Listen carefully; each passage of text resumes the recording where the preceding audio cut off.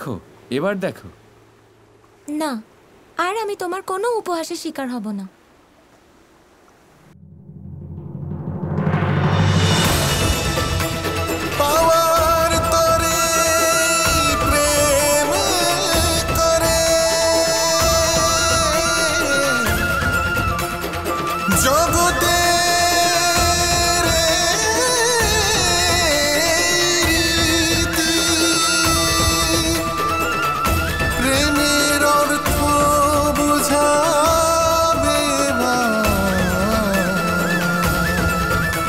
রাধা কৃষ্ণ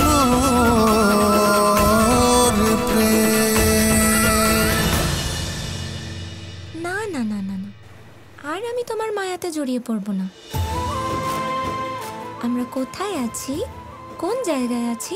সম্ভবত বর্ষণাতেই আছি। আর এমনিতেও তুমি আমায় বলেছিলে না বর্ষণা পৌঁছে তুমি তোমার সব সত্যি আমাকে বলবে। এখানেই বলো না। আমি এখন তোমায় কিচ্ছু বলবো না রাধা। একবার দেখো এই মুহূর্ত কতটা সুন্দর, কত দৈব। একটু আমাকে এই মুহূর্তগুলো কাটাতে দাও তোমার সাথে।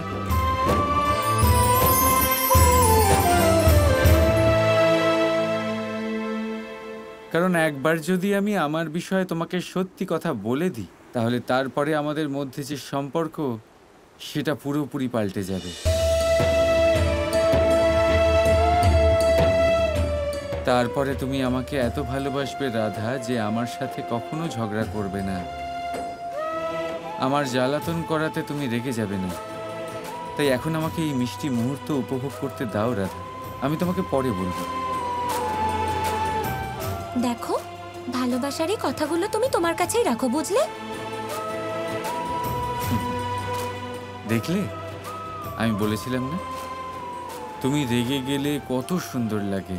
একবার আমি তোমাকে সত্যি বলে দিলে তুমি আমার প্রতি এত মোহিত হয়ে যাবে যে কখনো আমার ওপর রাখতেই পারবে না, তারপর আর এই আনন্দ হবেই না। মোহিত? তাও তোমার প্রতি? এরকম কখনো হবে না। আর এমনিতেও ছাড়ো, আমি এই বিষয়ে তোমার সাথে কোনো কথা বলতে চাই না।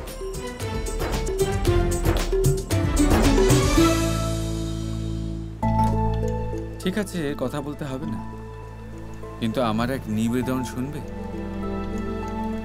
কি ধরনের নিবেদন? বর্ষণা ফেরার পরে যখন আমার জন্মদিনের উৎসব পালন করা হবে, আমি চাই রাধা যে তুমি তাতে অংশ নাও।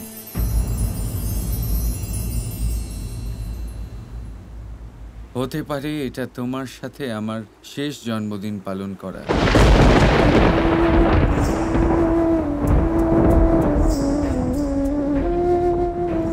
বলো। শেষ জন্মদিন পালন? এটা তুমি কি বলছো কৃষ্ণ? বাদ দাও না, বলো তুমি কি আমার নিবেদন স্বীকার করবে? হ্যাঁ হ্যাঁ, নিশ্চয়ই স্বীকার করব, কিন্তু তোমাকেও আমার একটা কথা শুনতে হবে।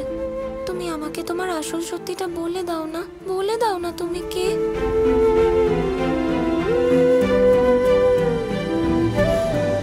ঠিক আছে, আমি তো বলে দেবো বর্ষণা পৌঁছানোর পরে। সত্যি করে? খুব খারাপ তুমি। আমি তোমার কথা সঙ্গে সঙ্গে মেনে নিলাম, আর তুমি তোমার জেদ নিয়ে পড়ে আছো।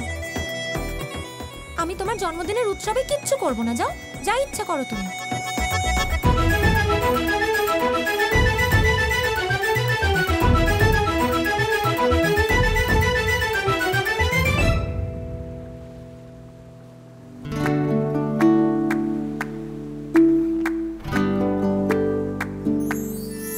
পরমাত্মারে স্পর্শ তুমি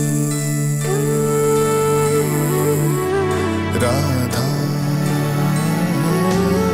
পরমাত্মারে স্পর্শ তুমি, পুলকিত মনের হাসি তুমি, সমর্পণে তোমার এভাবে আমার উপর রেখে যাওয়া, তারপর লুকিয়ে আমাকে দেখা, তুমি উৎকর্ষ যে আমার, তুমি এই জন্মে আমার জন্য এটাই ভালোবাসা।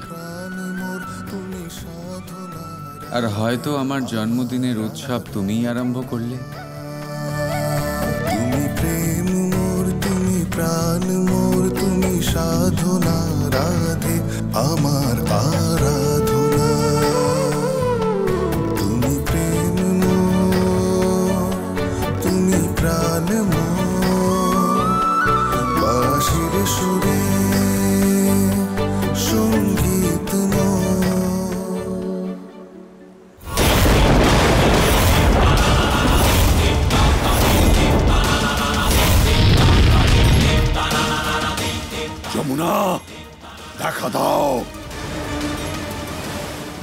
মহাবলী কংস তোমার কাছে প্রতিশোধ নিতে এসছে।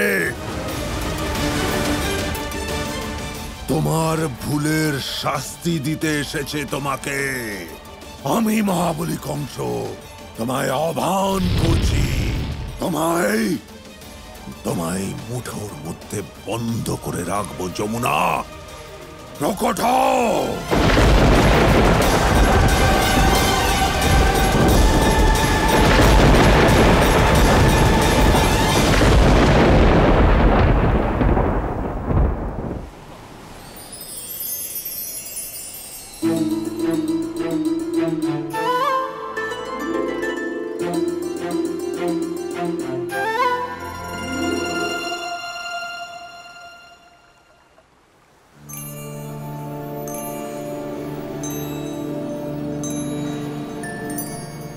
আসুন দেবী যমুনা, আমি জানি আপনি আমার জন্য অপেক্ষা করছেন।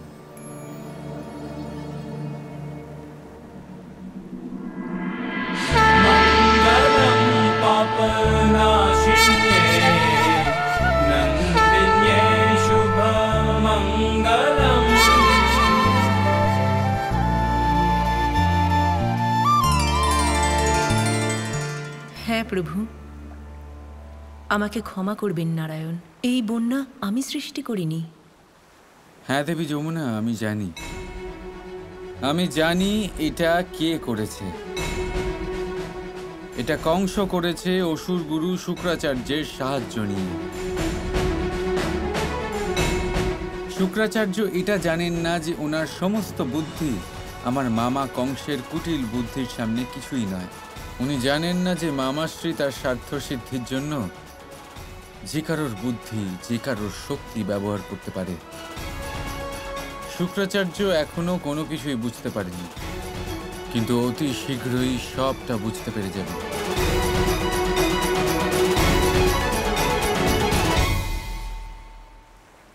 কিন্তু নারায়ণ, কংস পুনরায় আমাকে আহ্বান করছেন। উনি আবার আমাকে বশ করতে পারেন। দেবী যমুনা, আপনি নদী, আপনি এক মহান শক্তির অধিকারী। আপনি ফসল ফলিয়ে সকলের পেট ভরাতে পারেন। আর দরকার পড়লে দেবী যমুনা, আপনি আপনার রুদ্র মূর্তি ধারণ করতে পারেন। এখন সময় এসে গেছে আপনার সমস্ত শক্তি জাগিয়ে তোলার, আর আপনার রুদ্র মূর্তির পরিচয় ওই কংসকে দেওয়া। ধন্যবাদ শ্রীকৃষ্ণ, আমি বুঝে গেছি। এবার আমাকে কি করতে হবে?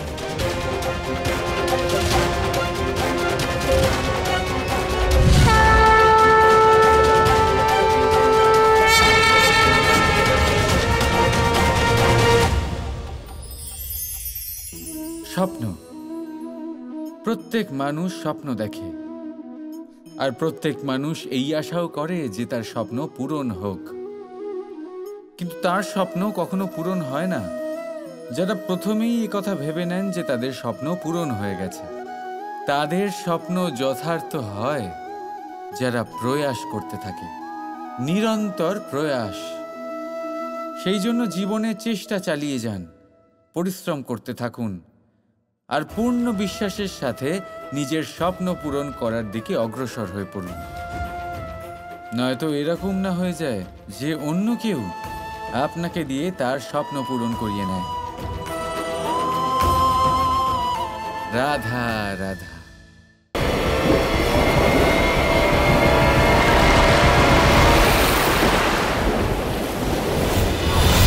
রাধা কৃষ্ণ কৃষ্ণ কৃষ্ণ কৃষ্ণ